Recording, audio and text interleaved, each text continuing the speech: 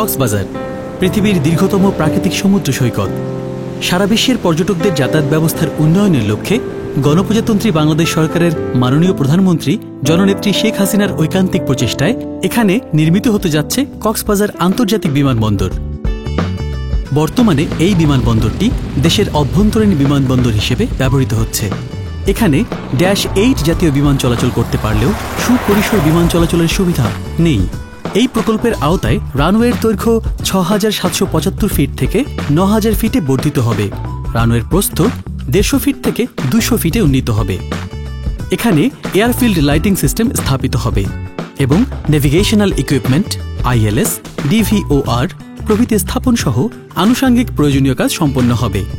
বাংলাদেশ বেসামরিক বিমান চলাচল কর্তৃপক্ষের তত্ত্বাবধানে ৫৭৮ কোটি টাকার ৩০ মাস মেয়াদী এই প্রকল্পের দেশি বিদেশি পরামর্শক প্রতিষ্ঠান ইয়োশিন ইলশিন DDC-JV ইতিমধ্যেই প্রকল্পের ডিজাইন তৈরি করেছে। সেই ডিজাইন বাস্তবায়নের লক্ষ্যে টেন্ডারের মাধ্যমে নির্বাচিত এই প্রকল্পের ঠিকাদারি প্রতিষ্ঠান হল হাল্লা corporation Korea, Mir Akhtar Hossain limited Bangladesh এবং সেকোয়াং লিমিটেড কোরিয়া। ইতিমধ্যেই এই প্রকল্প বাস্তবায়নের জন্য উক্ত ঠিকাদারি প্রতিষ্ঠান বিভিন্ন ভারী ইকুইপমেন্ট ও ম্যাটেরিয়াল মোবিলাইজেশনের কাজ শুরু করেছে।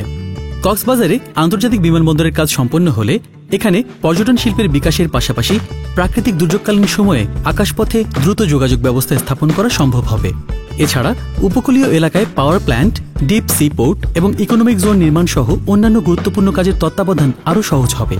কারণ এই প্রকল্প বাস্তবায়নের পর এই বিমানবন্দরে বোয়িং 777 জাতীয় বিমান সহজেই চলাচল করতে পারবে।